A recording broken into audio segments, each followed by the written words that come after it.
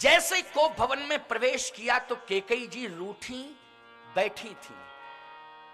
महाराज जैसे ही पहुंचे तो कैकेयी जी खड़ी नहीं हुई, अभिवादन नहीं किया। जबकि आप जानते हैं कि महाराज श्री दशरथ पति की ही भूमिका में नहीं है, राष्ट्रपति की भी भूमिका में है। बोलो है कि नहीं? अगर आज राष्ट्रपति आ जाए तो सभी उसका अभिनंदन करेंगे कि नहीं करेंगे? क्योंकि हमारे देश का राष्ट्रपति है। पद का सम्मान, पद का सम्मान। केवल महाराज दशरथ पति की भूमिका में नहीं है, राष्ट्रपति की भूमिका में भी हैं। एक पत्नी का धर्म कहता है पति यदि आ जाए तो उसे बैठा रहना चाहिए कि खड़ा हो जाना चाहिए? खड़ा हो जाना चाहिए, मर्यादा यही है। एक बार एक पति बोला महाराज हमारी पत्नी तो कभी खड़ी होती ही नहीं है, कभी नहीं होती खड़ी, आप शिक्षा दे दो। हमने कहा क्यों, पति आता है तो तुम खड़ी क्यों नहीं होती? बोले महाराज एक बार आवे तो चक्कर ही काटते रहते हैं। अरे इनको कम से कम ये सोचना चाहिए कि घर की बहुत जिम्मेदारियां हैं। अरे घर में ही नहीं रहें, घर की जिम्मेदारियों को संभालें, समाज की जिम्मेदारियों को संभालें, और हमारे पति हैं, हमारा गौरव बढ़ेगा। अगर ये कुल और समाज की जिम्मेदारी के साथ साथ देश की जिम्मेदारी को संभालें तो हमारा गौरव बढ़ेगा। इसलिए आप इन्हें शिक्षा दो कि ये समाज की जिम्मेदारी संभालें। याद रखना, केवल जिंदगी घर में ही मत घुस के बिताओ, नारकीय जीवन मत करो। यदि तुमने जन्म लिया है तो केवल अपने जीने के लिए नहीं लिया है, अपने खाने के लिए नहीं लिया है, तुमने जीवन लिया है समाज और राष्ट्र की सेवा करने के लिए लिया है। इसलिए अपने जीवन को समाज और राष्ट्र की सेवा में लगा दो। ये जीवन प्रमादी बनाने की जरूरत नहीं है, आलसी बनाने की जरूरत नहीं है कि खाली हो पड़े पड़े सो रहे हो, कुछ काम नहीं करना है। आलसी प्रमादी जीवन को भगवान भी स्वीकार नहीं करते हैं। इसलिए मैं कहना चाहता हूं कि अपने अपने जीवन को राष्ट्र और समाज की सेवा से जोड़ो। हमारी माताएं आज अपनी संतान को राष्ट्र की सेवा से जोड़ें।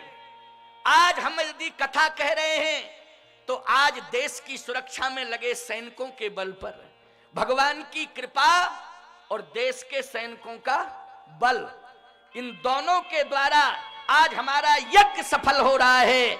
अगर हमारे देश के नौनिहाल सैनिक बन करके देश की रक्षा न करते होते तो आज बोलो हम शांति से जीवन व्यतीत कर पाते क्या? धन्य है वो सैनिक। मैं कहता हूं उनकी भी एक बहुत बड़ी तपस्या है, जो इस समय भीषण गर्मी में भी बॉर्डर पर लगे हुए हैं, भीषण सर्दी में भी बॉर्डर पर लग के हमारे देश की रक्षा करते हैं। याद रखना, जिंदगी मौत की लड़ाई लड़के हमारे देश की रक्षा कर रहे हैं। उनको केवल देश दिखाई दे रहा है, अपना जीवन नहीं दिखाई दे रहा है। केवल उन्हें देश दिखाई दे रहा है, वो देश के पीछे अपनी जिंदगी को कुर्बान करना चाहते हैं। ये संस्कार माताओं आपने दिया है अपने बच्चों को। इसलिए मैं ये चाहता हूं कि अपने लिए नहीं, अपने देश के लिए जियो। आलसी प्रमादी जिंदगी मत जियो, अपने राष्ट्र के लिए जियो। उत्साहित होकर के राष्ट्र की सेवा करो, समर्पित होकर के राष्ट्र की सेवा करो।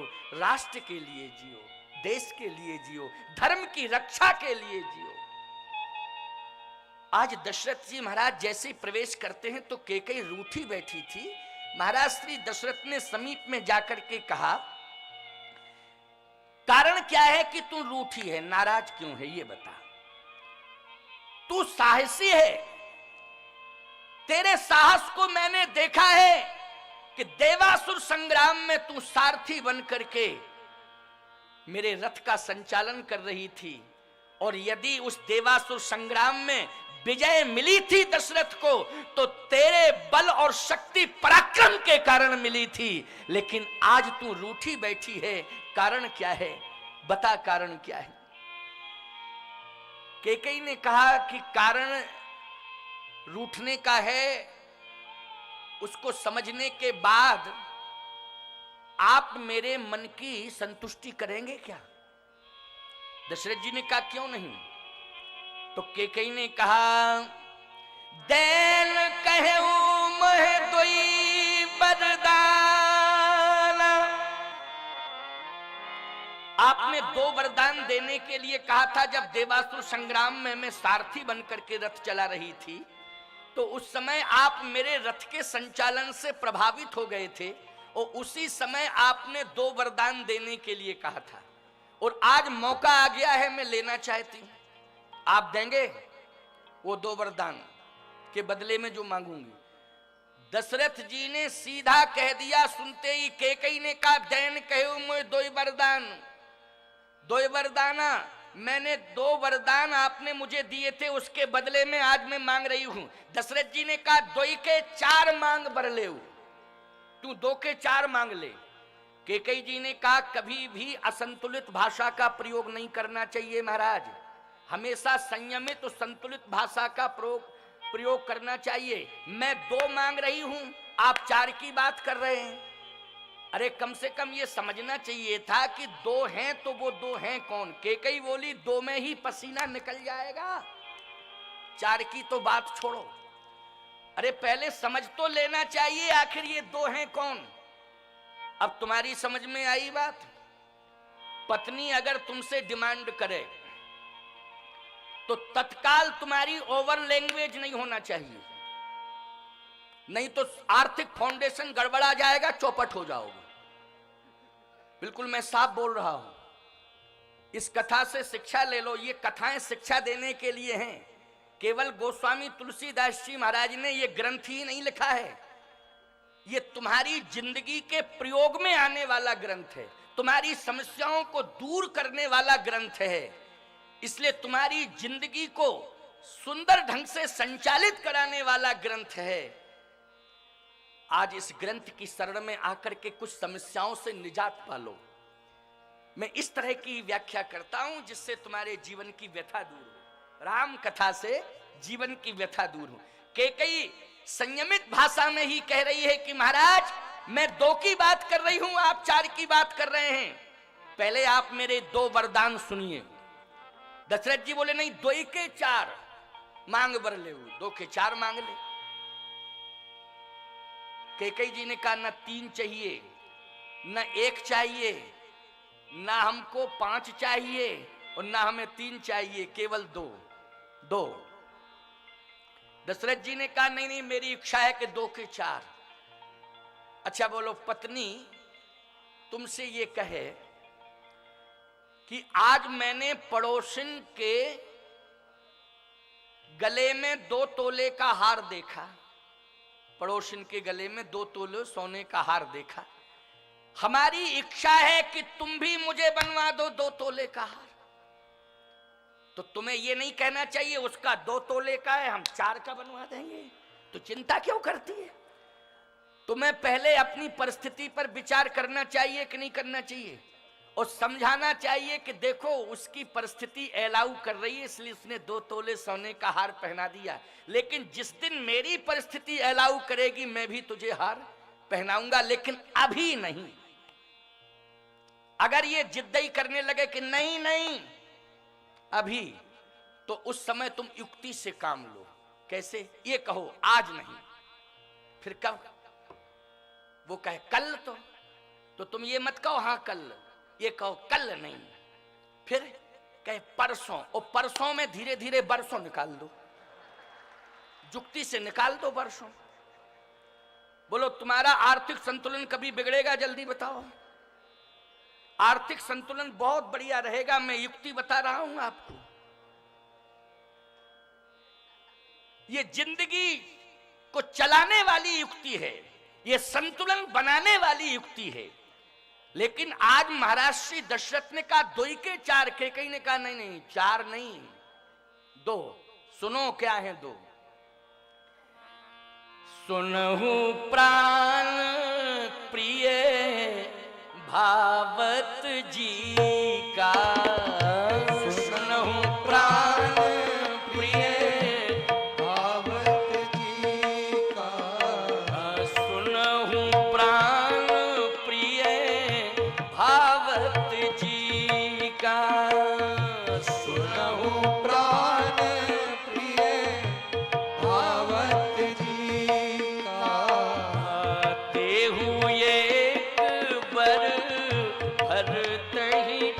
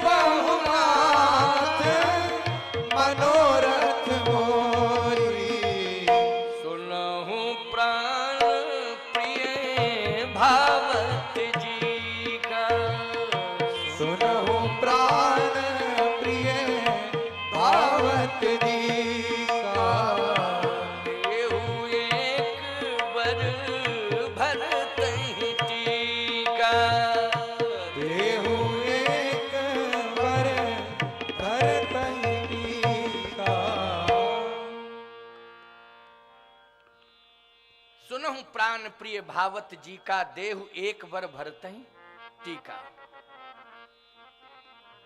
श्री राम को राजा बनाना चाहते हैं आप, नहीं, राजा भरत को बनाना है। अच्छा, भरत को बनाना है। इतना सुना पसीना निकलने लगा, कांपने लगे, कहे रुको रुको रुको, अभी धीरज रखो। तापस वेश विशेष उदासी,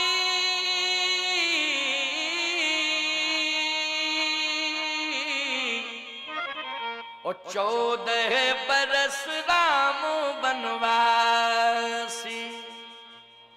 भरत राजा बने और राम 14 साल के लिए बनवासी हों। दशरथ जी मूर्छित होकर के गिर पड़े, मूर्छित होकर के गिर पड़े महाराज श्री दशरथ। कैकेयी जी ने संभाला नहीं, उठाया नहीं, रूठ के फिर बैठ गई। अब बड़ी विडंबना है प्यारे।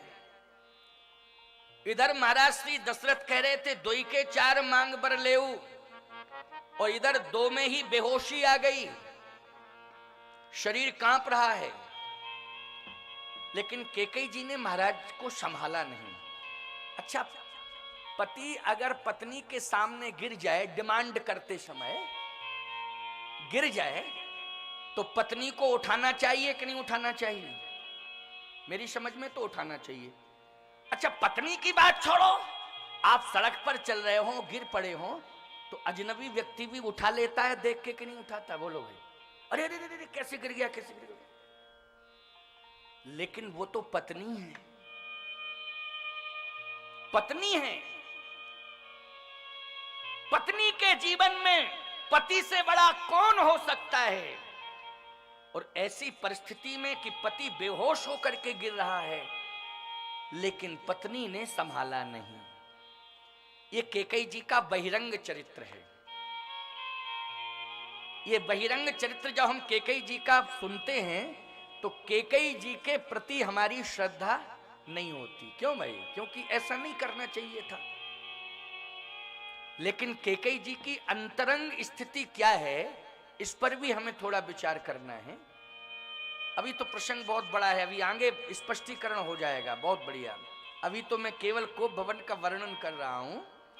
बेहोश होकर के महाराज गिर पड़े, कैकेयी जी बैठ गई।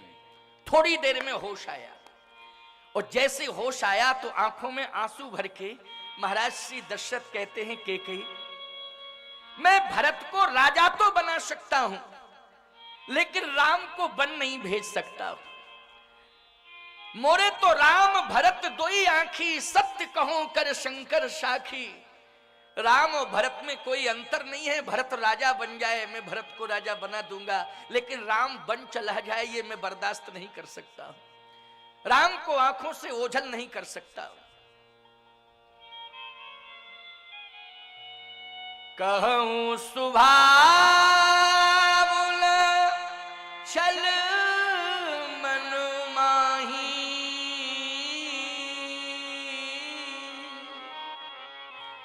जीवन मोरे राम बिन नाहि। जीवन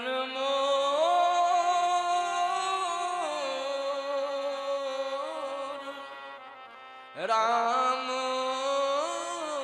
बिन नाहि।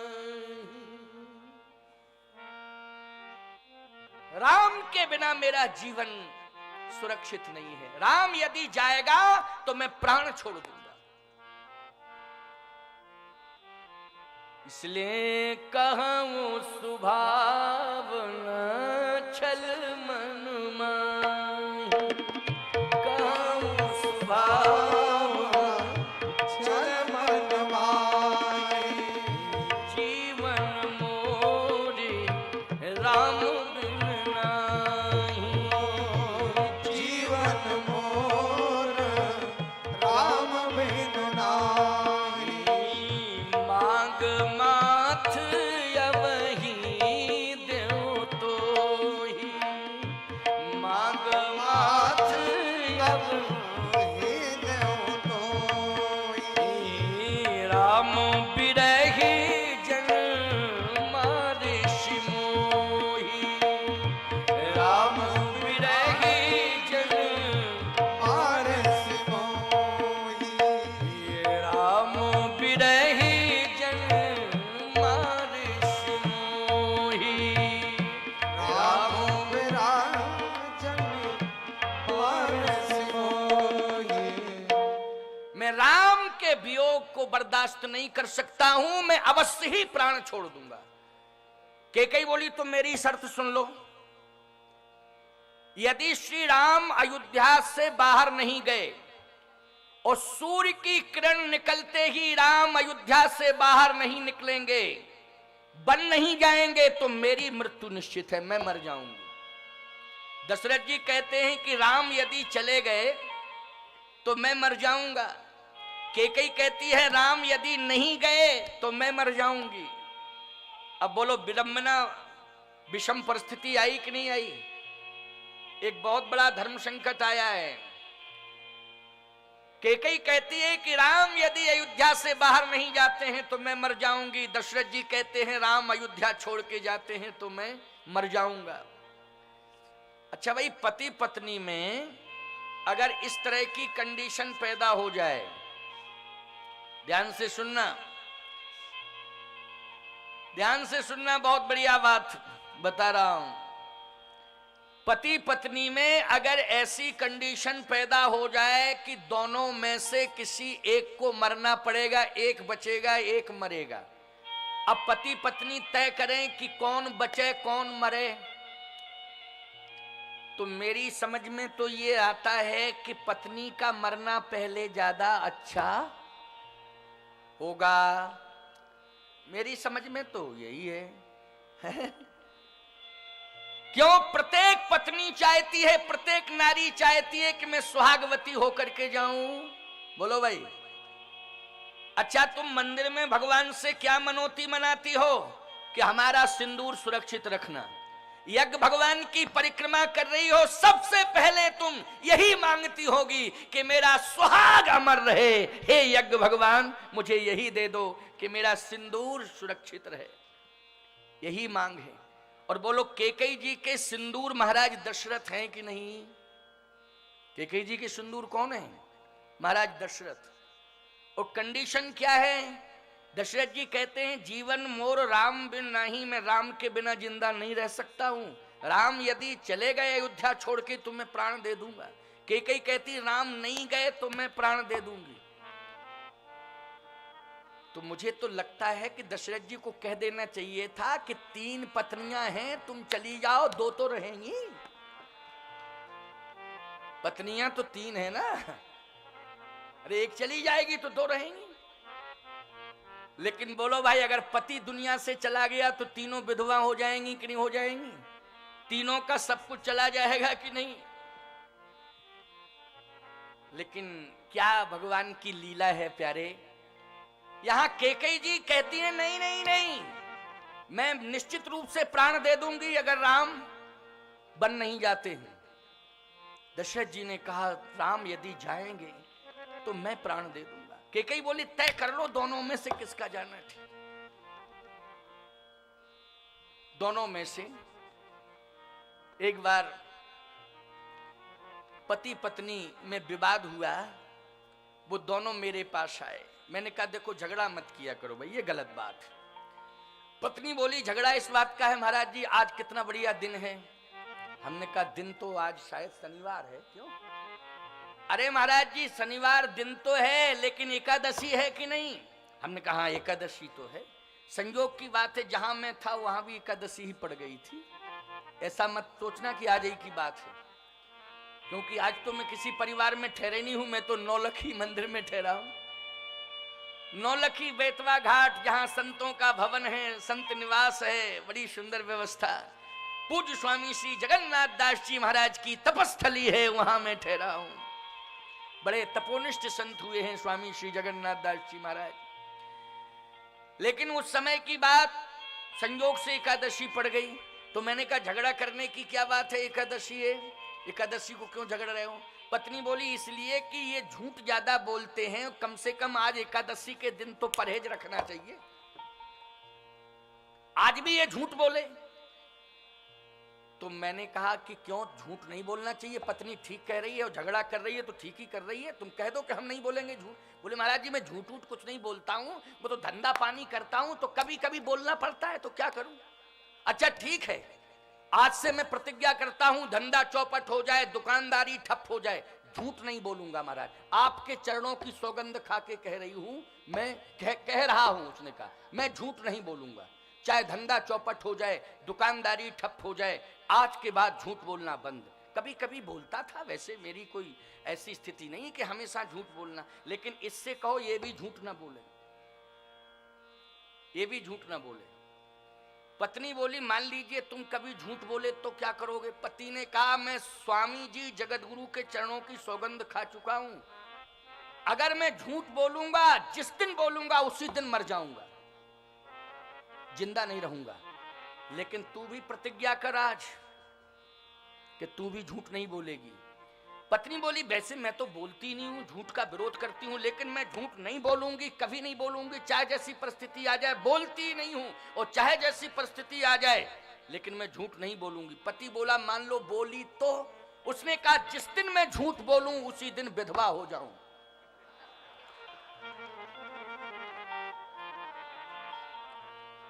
बोलो भाई मरना तुम्ही को पड़ेगा कि नहीं? भाई यहां भी ऐसी विषम परिस्थिति प्यारे। केकई जी कहती हैं कि ठीक है यदि राम नहीं जाते हैं तो मैं निश्चित रूप से प्राण छोड़ दूंगी। अब आप विचार करना, महाराज श्री दशरथ बार बार केकई को समझा रहे हैं, लेकिन केकई समझ नहीं रही है। अब जब केकई नहीं समझी, देखो पत्नी समझाने पर ना समझे, पुत्र समझाने पर ना समझे, तो फिर भगवान पर छोड़ देना चाहिए। किस पर छोड़ना चाहिए? भगवान पर छोड़ना चाहिए। मैं आपसे ये पूछना चाहता हूं, जब केकई जी को भवन में नहीं समझी तो महाराज श्री दशरथ ने भगवान शंकर पर छोड़ दिया। किस पर छोड़ा? शंकर जी पर। सुमिरी महेश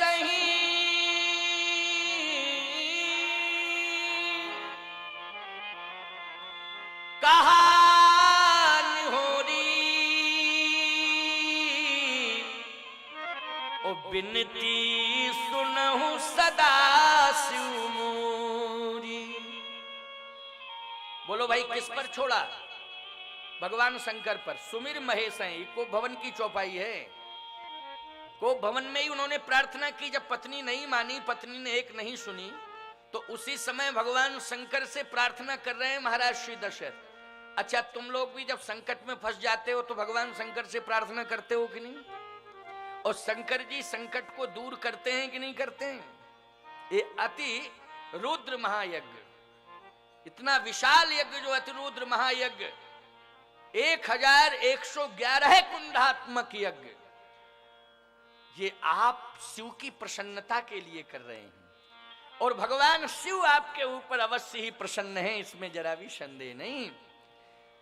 आज शिव को प्रसन्न करने के लिए भगवान शंकर से प्रार्थना कर रहे हैं चक्रवर्ती सम्राट महाराज श्री दशरथ कि हे शंकर, हे शिव, हे शशांक शेखर, हे भूत भावन, अब प्रसन्न हो जाओ, मेरी प्रार्थना सुनो। मैं संकट में फंस चुका हूं, इसलिए संकट से मुझे दूर करो। हे सुमिरी महेशही कहानी हो री, बिनती सुनहु सदा शिव मोरी। अब मेरी प्रार्थना सुन लो, मेरी प्रार्थना सुनो। अच्छा जब एरा गैरा नत्थु खैरा की प्रार्थना शंकर जी सुन लेते, बोलो सुन लेते कि नहीं, तो भगवान राम के पिता की सुनेंगे कि नहीं सुनेंगे? बिल्कुल सुनेंगे, कन्फर्म है।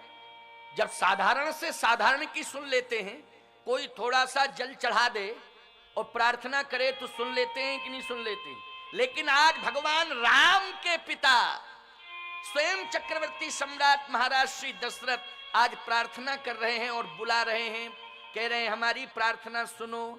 और मैं तो कहता हूं कि आप समस्या का समाधान करने के लिए, आज पति पत्नी के मध्य में बहुत बड़ी समस्या आ चुकी है, इसका निपटारा करने के लिए, समाधान करने के लिए आप आ जाओ, कैलाश छोड़ के आप जल्दी आओ।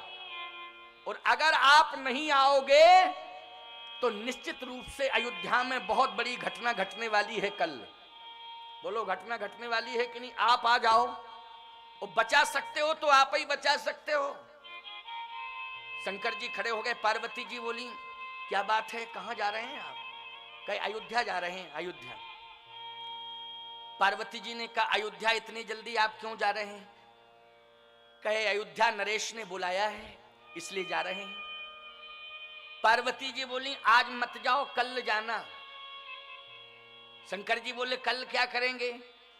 पार्वती जी बोली अयोध्या में ऐसी स्थिति पैदा हो रही है कि राम को वन जाना है, और अभी केकई को दोष लगेगा कि राम को वन भेजा है, केकई ने भेजा। और ऐसी कंडीशन में यदि आप पहुंच गए तो सारी दुनिया कहेगी कि शंकरई जी आए थे ये सब कराने के लिए। अच्छा एक बात बताओ, परिवार में विवाद हो और कोई पड़ोसी निपटावे या रिश्तेदार निपटावे और निपटे ना, तो कलंक निपटाने वाले के ऊपर जाता कि नहीं जाता? हम तो जानते थे वो यही कराने आएंगे और यही करा के चले गए। देखो चक्कर में पड़ना ही नहीं चाहिए था, फालतू के चक्कर में पड़ गए। दोष लगता है कि नहीं लगता है? मध्यस्थ को दोष बहुत लगता है।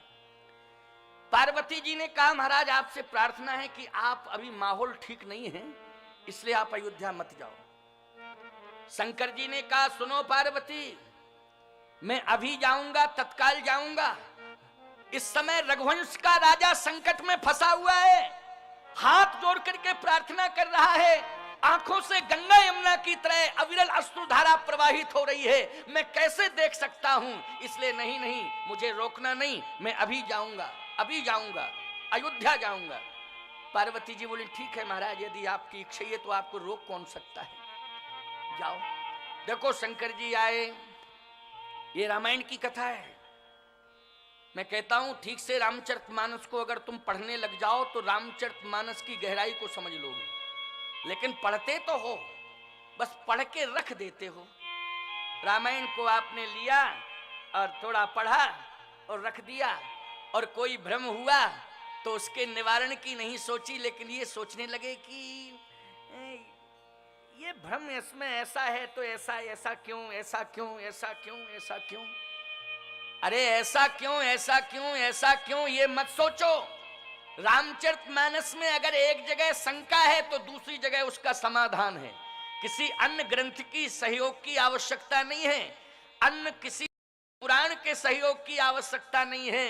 नाना पुराण निगमागम सम्मतम, जितने भी पुराण हैं सबका सम्मत रामायण में है। इसलिए जहां तुम्हें शंका समझ में आ रही हो रामायण में, निश्चित रूप से गंभीरता से रामायण को पढ़ लेना, अगले प्रसंग में समाधान अवश्य मिल जाएगा, उसमें आपको भ्रमित होने की आवश्यकता नहीं पड़ेगी। ऐसा रामचरितमानस है, समाधान का ग्रंथ है। आप देखें कितना बढ़िया समाधान। सुमिरी महेश ही कहाल हो जी, ओ बिनती सुनहु सदा शिव मोरी। सीधे शंकर जी आए और कोप भवन में प्रवेश कर गए। अयोध्या के किसी नागरिक ने भगवान शंकर को नहीं देख पाया। देखो शंकर जी किसके ऊपर कृपा करने वाले हैं ये कोई देख नहीं सकता है, लेकिन जब कृपा हो जाती है तब समझ में आता है। लेकिन देखता थोड़ी है कि कोई कृपा आ गए अब कृपा बरसा रहे हैं, नहीं नहीं नहीं, कृपा जब हो जाती है तो समझ में आ जाता। अयोध्या के किसी नागरिक ने नहीं देख पाया कि शंकर जी आ गए। अच्छा भाई, मैं कहता हूं नागरिकों की बात छोड़ो, कोप भवन में महाराज श्री दशरथ हैं और वहीं केकई है, लेकिन केकई को भगवान शंकर दिखाई नहीं दे रहे हैं, लेकिन महाराज दशरथ को दिखाई दे रहे हैं। अरे अयोध्या के नागरिकों की बात छोड़ो जी, कोप भवन में केकई थी कि नहीं थी? तो केकई को तो दिखाई देना चाहिए था कि भगवान शंकर आ गए, लेकिन केकई को भगवान शंकर दिखाई नहीं दे रहे हैं। केवल दिखाई दे रहे हैं तो महाराज श्री दशरथ को। प्रमाण क्या है कि दशरथ जी को दिखाई दे रहे? जैसे ही भगवान शंकर प्रवेश करते हैं कोप भवन में, दशरथ जी मूर्छित पड़े थे, भगवान शंकर ने अपने हाथों से उठाया, कहा दशरथ आंख खोलो, देखो मुझे, मैं आ गया हूं, आंख खोल के देखो मैं आ गया हूं। जैसे दशरथ जी ने अपने नेत्र खोले, भगवान शंकर का दर्शन हुआ। अच्छा, प्रमाण क्या है कि भगवान शंकर आए? इसके लिए भी स्पष्टीकरण होना चाहिए। भाई किसी चौपाई का स्पष्टीकरण होना चाहिए कि भगवान शंकर आए। ये तो प्रार्थना है कि सुमिर महेश कहा निहोरी, बिनती सुनो। तो बिनती तो कैलाश पर्वत पे भी सुन सकते बैठे बैठे, लेकिन ये क्या प्रमाण है कि कोप भवन में आए? इसके लिए कोई चौपाई, छंद, सोरठा, दोहा, यदि कोई प्रमाण हो तो उसका उल्लेख होना चाहिए। चलिए मैं उल्लेख करता हूं, मैं उल्लेख कर रहा हूं। ये रामचरितमानस ग्रंथ रखा है, घर में जाकर के आप इस प्रसंग को खोल लेना, देख लेना, पढ़ लेना। वैसे मैं चौपाई कहूंगा तो समझ में आ ही जाएगा। जैसे ही भगवान शंकर सामने आए और देखा महाराज श्री दशरथ ने, उसी समय कहा आसुतोष तुम,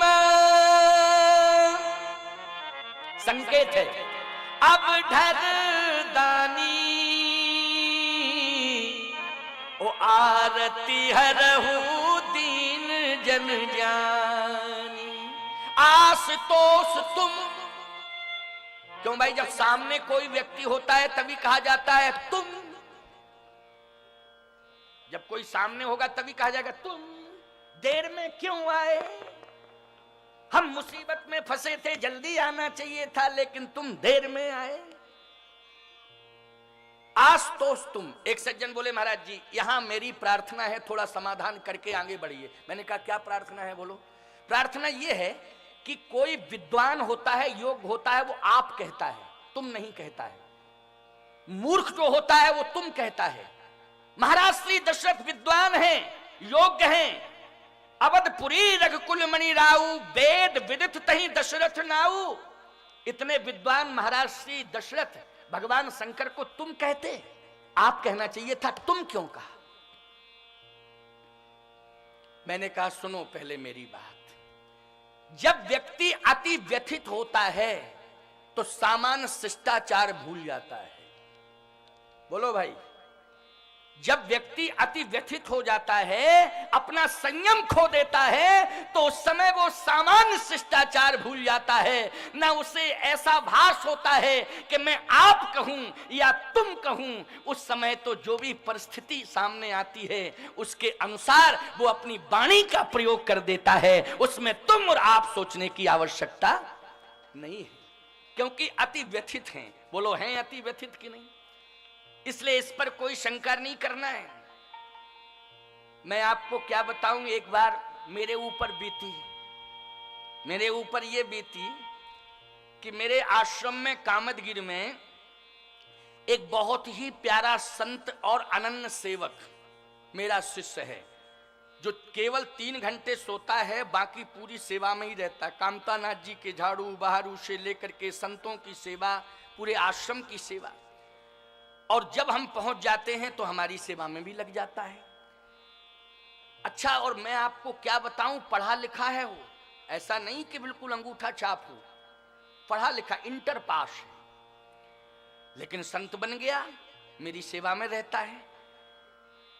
एक दिन की बात है कि मैं वस्त्र बांट रहा था। सर्दियों में मैं गरम वस्त्र देता हूं आश्रम के संतों को, और जो भी संत आ जाते हैं तत्काल में उनको, और गर्मी में ये सूती वस्त्र गर्मी वाले जो होते हैं उनको देता हूं। तो सर्दी के वस्त्र बांट रहा था, साल भी थे, कम्बल भी थे, स्वेटर भी था, ये बांट रहा था।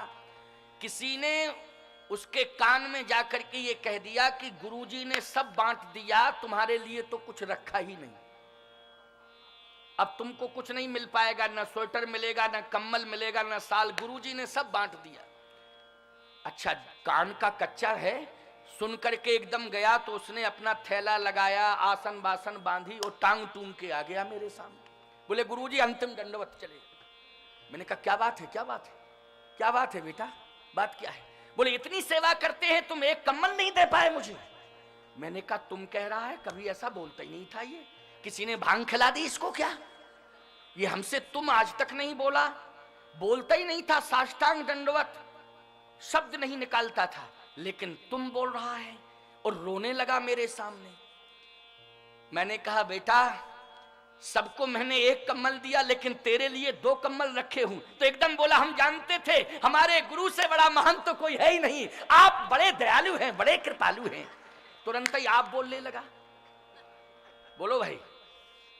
तो मैं कहता हूं देश काल परिस्थिति के हिसाब से भाषा निकल जाती है कि नहीं, और उस भाषा पर किसी भी प्रकार का गहराई पर टिप्पणी नहीं करना चाहिए, ना सोचना चाहिए, देश काल परिस्थिति पर विचार करना चाहिए। तो यहां देश काल परिस्थिति के अनुसार अति व्यथित अवस्था में महाराज श्री दशरथ हैं, इसलिए तुम और आप पर कहीं सोचने की आवश्यकता नहीं है। भगवान शंकर को अगर वो तुम कह रहे हैं तो ऐसा मत सोचना कि अविवेकी हैं, नहीं नहीं, ऐसा नहीं है प्यारे, सावधान। शंकर जी को जैसे ही देखा, आशुतोष तुम अवधर दानी, आरती हरहु दीन जन जानी।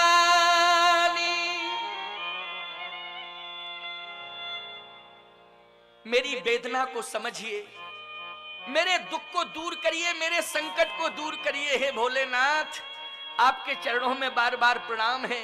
फिर आप कह दिया, कभी तुम कह दिया, कभी आप कह दिया।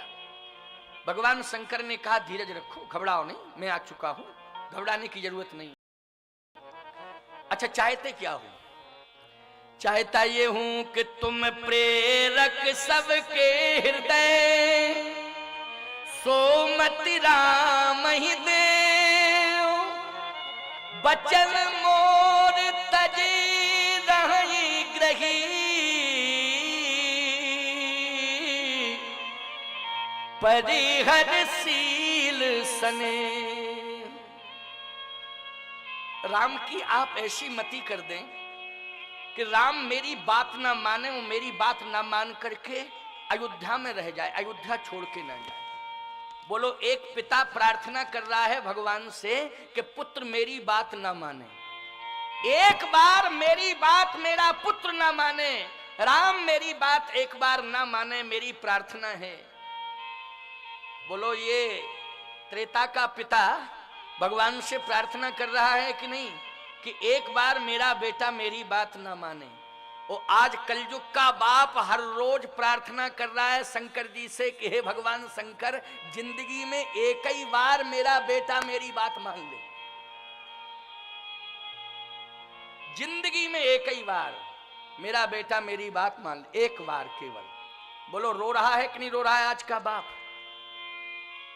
आज का बाप रो रहा है प्यारे। एक बार एक बाप रोता रोता आया, बोले गुरुजी आप आ गए, अब तो मेरे बेटे को समझा दोगे। हमने कहा अच्छा क्या हो गया? क्या सेवा नहीं करता है? मैंने कहा इधर आ, सेवा क्यों नहीं करते हो? बोले महाराज जी कुछ समस्या है। हमने कहा सारी बातें छोड़ो, समस्याएं बाप की सेवा करना। बोले आप कह रहे हो तो हम जरूर करेंगे, आप कह रहे हो तो। मैंने कहा चलो मैं ही कह रहा हूं, बाप को संतुष्ट करो, माँ को संतुष्ट करो, माता पिता की सेवा कर ली तुमने, समस्त तीर्थों का दर्शन हो जाएगा घर में ही, समस्त तीर्थ तुम्हारे घर में ही आ जाएंगे। और ऐसी सेवा करना बेटा कि सारा गांव नहीं पूरा जिला तुम्हें श्रवण कुमार कहने लगे। बोले महाराज जी ठीक है।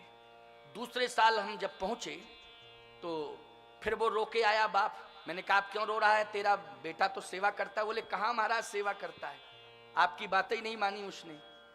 मैंने फिर बुलाया, मैंने कहा क्यों, अगर तुझे नहीं माननी थी बात तो उस समय इनकार कर देता। हाँ हाँ हाँ हाँ करता गया। मैंने कहा था माता पिता की सेवा करना और ऐसी सेवा करना कि पूरा जिला ये कहने लग जाए कि ये श्रवण कुमार है। तूने ऐसी सेवा क्यों नहीं की? तूने मुझे भी धर्म संकट में डाल दिया। बोले महाराज जी क्षमा करना, इसमें मेरी कोई गलती नहीं है, गलती इन्हीं की है। कहा हमने कहा इनकी क्या गलती माता पिता की? बोले हम श्रवण कुमार बनने को तो तैयार हैं लेकिन माता पिता अंधे तो हों।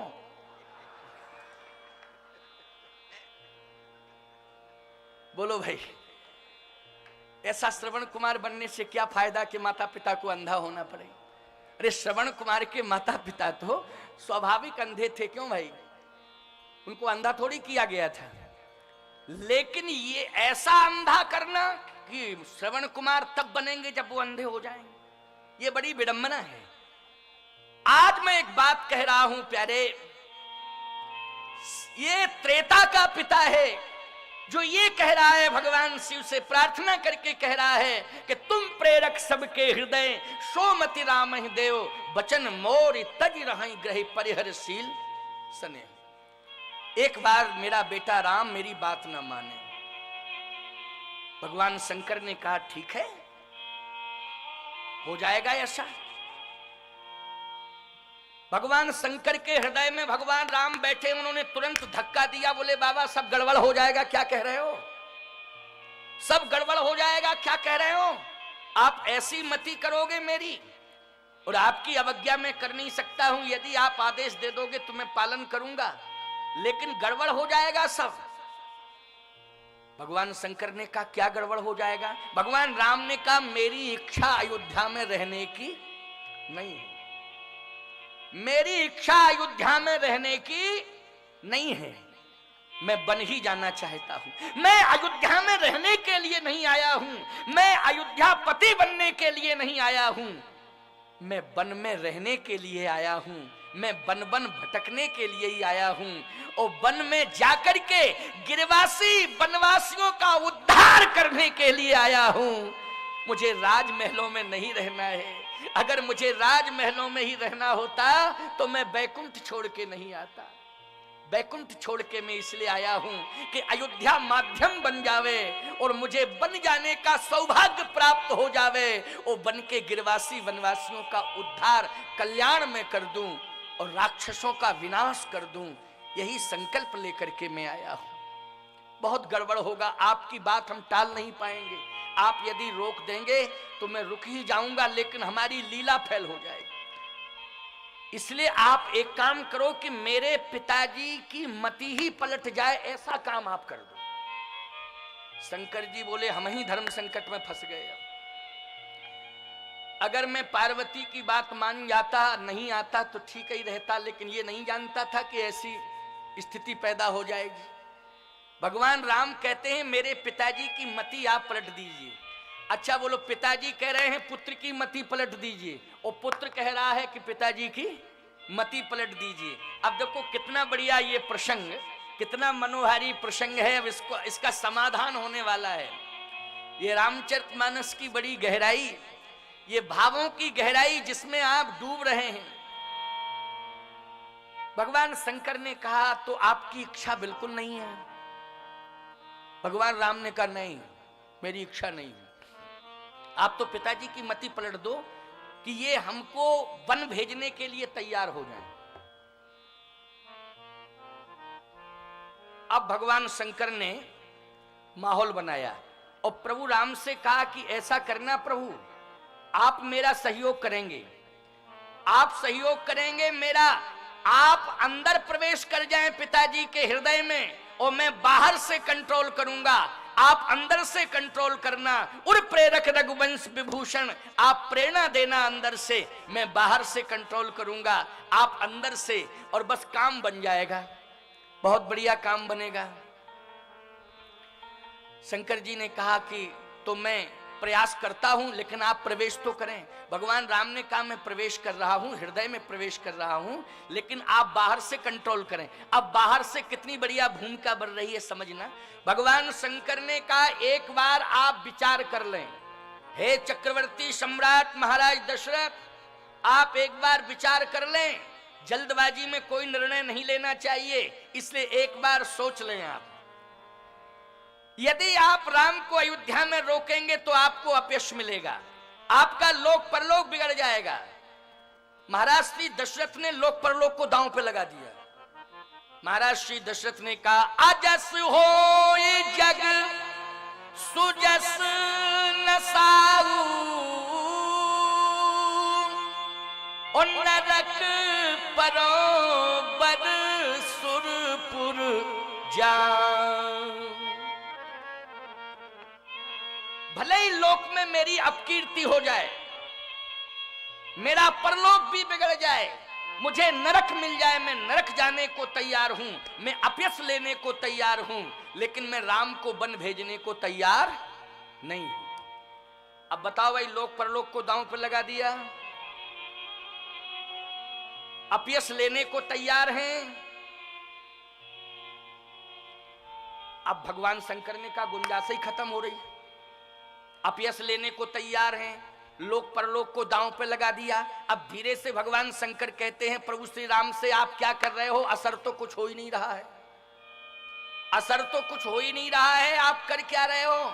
भगवान राम ने कहा धीरे धीरे असर होगा, अभी तो मैंने प्रवेश किया है, अभी पावर सप्लाई नहीं की, अभी प्रवेश किया है, अभी जब मैं पावर सप्लाई करूंगा तभी ना परिवर्तन होगा, लेकिन आप बाहर से कंट्रोल तो करिए। उसी समय भगवान शंकर ने फिर कहा एक बार और विचार कर लो महाराज दशरथ, जल्दबाजी में अपने धर्म को नष्ट मत करो, आपके रघुवंश की परंपरा क्या है उस पर विचार करो, आप अपने व्यक्तित्व पर विचार करें। महाराज श्री दशरथ ने कहा मैंने विचार कर लिया है, मैं सत्य कह रहा हूं, कहूं सुभाव छल मन माही, और जीवन मोर राम बिन नाहि। मैं सत्य कहता हूं कि राम के बिना जिंदा नहीं रह सकता हूं, राम के बिना मैं जिंदा नहीं रह सकता हूं, इसलिए राम चले जाएंगे तो मेरे प्राण निकल जाएंगे। महाराज राम को अयोध्या में रोको, मेरा लोक परलोक बिगड़ जाए, मुझे नरक मिल जाए, इसकी चिंता नहीं है, रोको रोको रोको।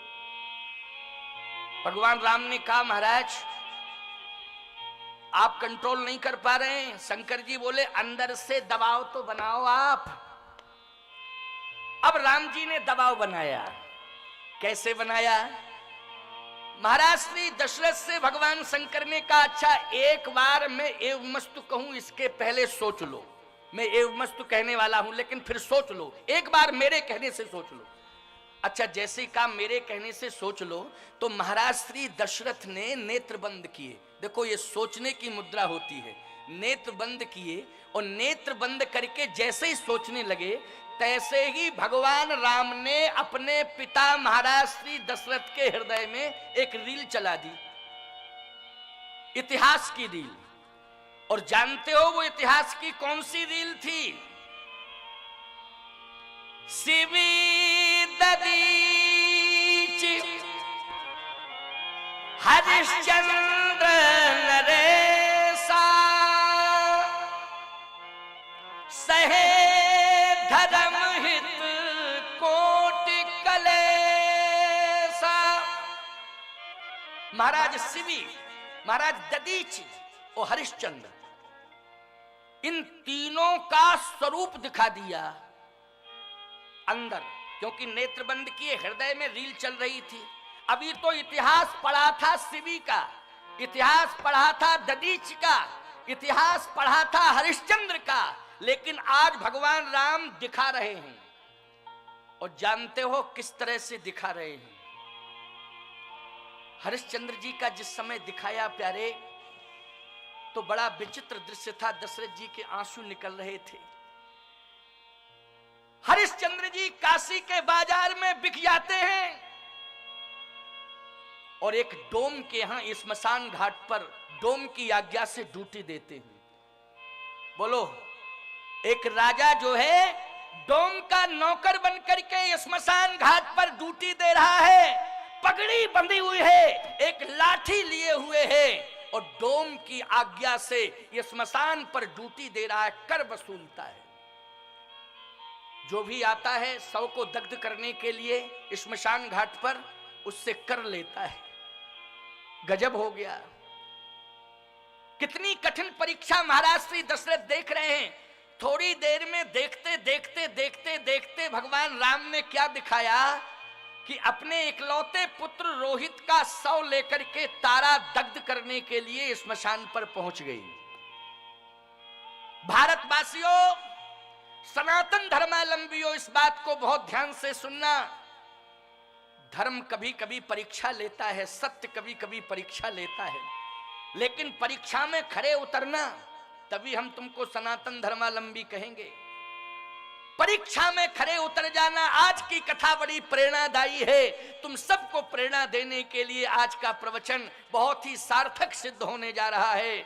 जैसे ही वो शव को दग्ध करने लगी तो हरिश्चंद्र जी आ जाते हैं, खबरदार, बिना कर दिए अगर शव को दग्ध किया तो तुझे जिंदगी से हाथ धोना पड़ेगा। तारा ने जैसे ही देखा अपने पति को तो हाथ जोड़ के प्रणाम करती है और कहती है, भगवान मैं किस रूप में देख रही हूं?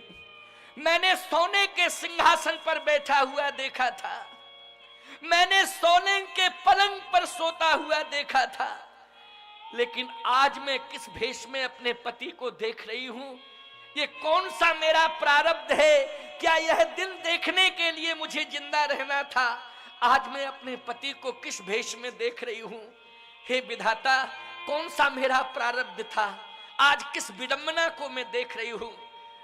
प्रणाम करती है और कहती है, स्वामी पहचानो पहचानो, घबराओ नहीं, पहचानो, मैं आपकी पत्नी हूं, कोई दूसरी नहीं, पत्नी हूं। ये आपका पुत्र है, इकलौते पुत्र की ये लाश है, पहचानो ये पुत्र है, पहचानो ये पत्नी है। विडंबना ये है कि गरीब से गरीब का भी जनाजा निकलता है तो बोलो 2.5 गज कफन होता है कि नहीं होता है? जल्दी बोलो। लेकिन आज एक राजा के पुत्र की लाश, कफन तक के लिए पैसा नहीं था, ये साड़ी के आंचल को फाड़ करके उसमें लपेट करके मैं लाई हूं शव को दग्ध करने के लिए। इसलिए सोचो, कफन के लिए पैसा नहीं है तो कर मैं कहां से दे सकती हूं? इसलिए क्षमा करो, इसका अंतिम संस्कार कर लेने दो। सबसे बड़ी विडंबना तो यह है कि मां बेटे का अंतिम संस्कार कर रही है। कोई संस्कार करने वाला पड़ोसी नहीं निकला जी। ये इतिहास बोलो, ईमानदारी से बताओ, क्या मां अपने बेटे की लाश को दफनाती है? अरे कोई होता नहीं है तो पड़ोसी होते हैं कि नहीं होते हैं? पड़ोसी नहीं होते हैं तो दूसरे गांव के होते हैं कि नहीं होते हैं? सहयोग करते हैं। लेकिन विश्वामित्र के भय के कारण कोई सहयोग करने के लिए आगे नहीं आ रहा है। बोलो ये विडंबना नहीं है तो क्या है? महाराज श्री दशरथ बोलो ये देख रहे हैं कि नहीं देख रहे हैं? इस रील को कौन चला रहा है हृदय के अंदर? भगवान राम। बोलो चला रहे हैं भगवान के नहीं हृदय के अंदर। और दशरथ जी देख रहे हैं। बोलो ये इतिहास दिखाने की क्या जरूरत थी? हृदय परिवर्तन करने के लिए। किसके लिए? हृदय परिवर्तन के लिए। ये जो चल रही है रील महाराज श्री दशरथ के हृदय में और भगवान चला रहे हैं। अभी तो शिवी का इतिहास पढ़ा था, दधीच का इतिहास पढ़ा था, हरिश्चंद्र का इतिहास पढ़ा था, लेकिन देखा नहीं था। भगवान आज दिखा रहे हैं। तो क्षमा करो, ये पुत्र की लाश, इसका अंतिम संस्कार करने दो। और जैसे ही आगे बढ़ती है तैसे ही हरिश्चंद्र जी ने लाठी दिखा करके रोका, खबरदार, अगर तूने एक कदम आगे बढ़ा दिया और दुस्साहस किया, कहीं तूने पुत्र की लाश को दग्ध कर दिया तो आज तेरी जिंदगी की अंतिम शाम हो जाएगी। आज पुत्र के साथ मां की भी लाश इस धरती पर गिर जाएगी। खबरदार, आगे मत बढ़ना। हरिश्चंद्र जी की इस ललकार को सुन करके महाराज श्री दशरथ के झरझर झरझर आंसू गिर रहे हैं। पैर पकड़ लिया तारा ने, कहा स्वामी कोमल हृदय के थे, करुणा आपके जीवन में थी, लेकिन ऐसी क्रूरता, ऐसी कठोरता कैसे आपके जीवन में आई, ये मैं नहीं समझ पा रही हूं।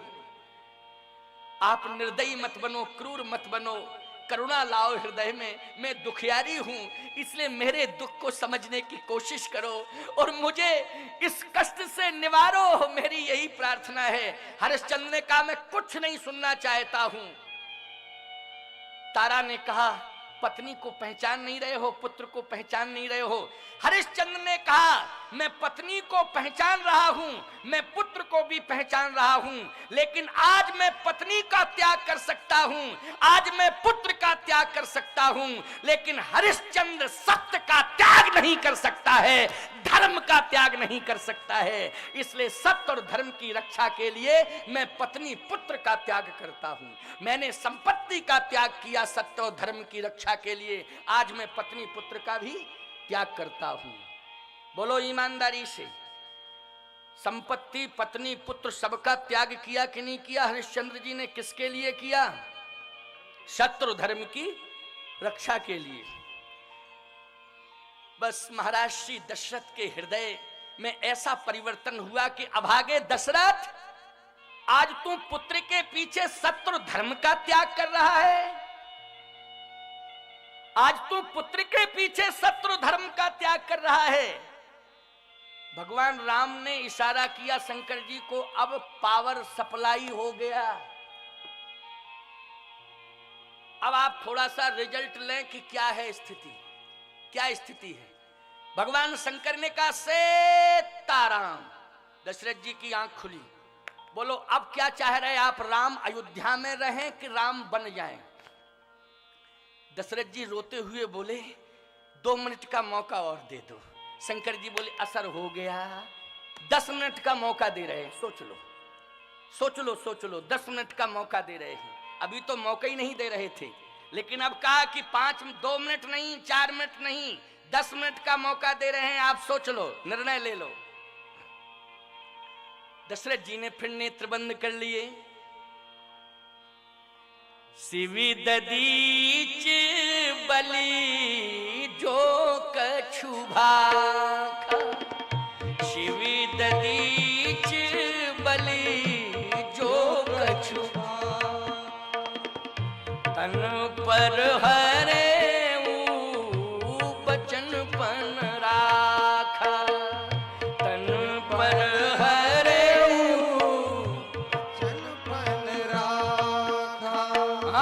रघुकुल रीति सदा चली आई, रघुकुल रीति सदा चली आई, रघुकुल रीति सदा चली आई, रघुकुल रीति सदा चली आई।